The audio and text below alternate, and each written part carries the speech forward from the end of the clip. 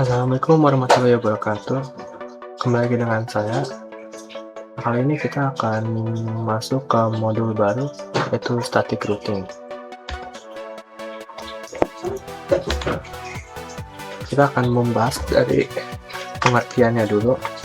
Pengertian routing itu adalah proses menentukan jalur terbaik untuk mengirimkan paket data dari jaringan sumber ke jaringan tujuan. Routing dilakukan oleh perangkat router atau layer 3 switch. Tujuannya routing adalah agar data dapat sampai ke alamat tujuan dengan cepat, tepat, dan efisien. Router menggunakan tabel routing atau routing table untuk menentukan jalur pengiriman paket. Fungsi dan cara kerja routing itu fungsinya menghubungkan dua atau lebih jaringan yang berbeda, menentukan jalur terbaik untuk mengirimkan data, mengurangi kemacetan lalu lintas jaringan, meningkatkan efisien dan kendalian komunikasi jaringan.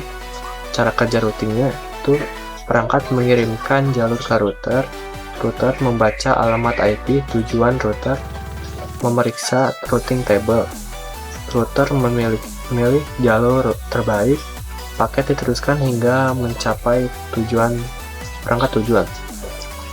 Kesimpulannya, routing merupakan proses penting dalam jaringan terbaik yang memungkinkan perangkat pada jaringan yang berbeda saling berkomunikasi melalui jalur terbaik. Di sini ada contoh dari Cisco.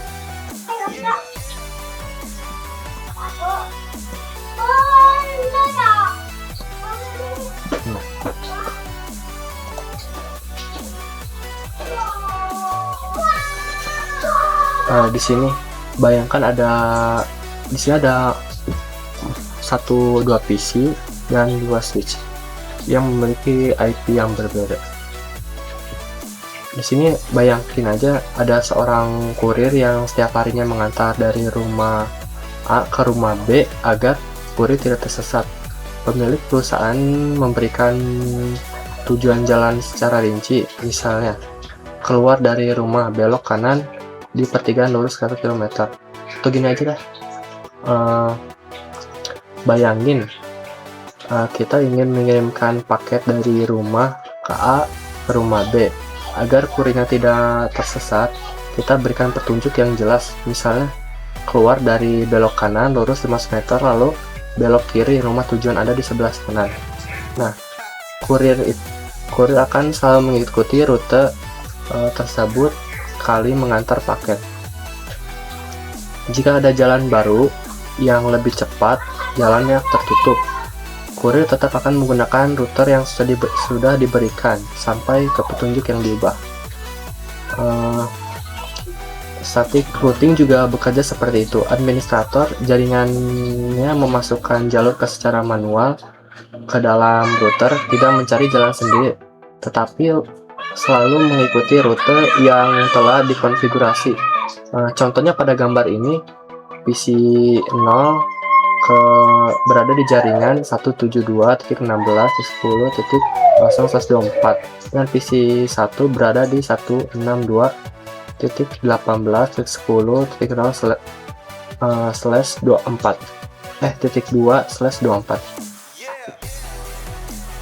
Nah, agar PC 0 dapat berkomunikasi dengan PC 1, router 1 harus diberitahu secara manual bahwa jaringan 162.168/24 dapat dicapai melalui router 2. Sebaliknya, router 2 juga harus diberitahu bahwa jaringan 172.16.2/24 dapat dicapai melalui router 1. Jadi, static routing adalah metode pengaturan jalur pengiriman paket secara manual oleh administrator sehingga router mengetahui di mana paket harus diteruskan untuk mencapai tujuan, untuk mencapai jaringan tujuan.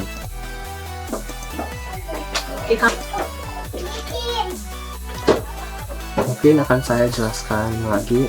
Pada dua topologi ini terdapat kan dua jaringan.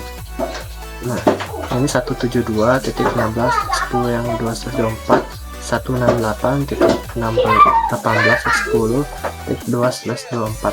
Karena kedua PC itu tersebut berbeda dan PC 0 tidak bisa langsung berkomunikasi dengan PC 1. Paket data harus melewati router terlebih dahulu.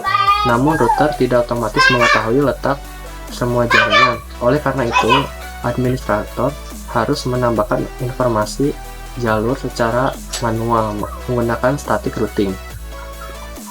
Sebagai contoh, ketika PC 0 ingin mengirim data ke PC 1, paket akan dikirim ke router 1 terlebih dahulu. Lalu router 1 kemudian melihat routing table yang router table anggap sini ya, ini routing table sini untuk mencari jalur menuju jaringan 162.18.10.1/24. Jika sebelumnya administrator sudah menambahkan router menuju router 2, maka paket akan diteruskan ke router 2.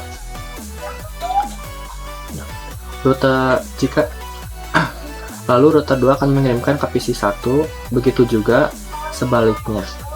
Router 2 harus memiliki router yang menuju jaringan IP 172.16.10.2/24.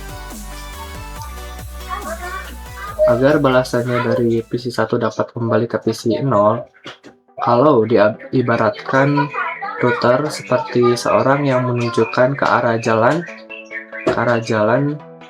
tapi jika tidak diberi tahu jalurnya, router tidak akan tahu kemana paket harus dikirim.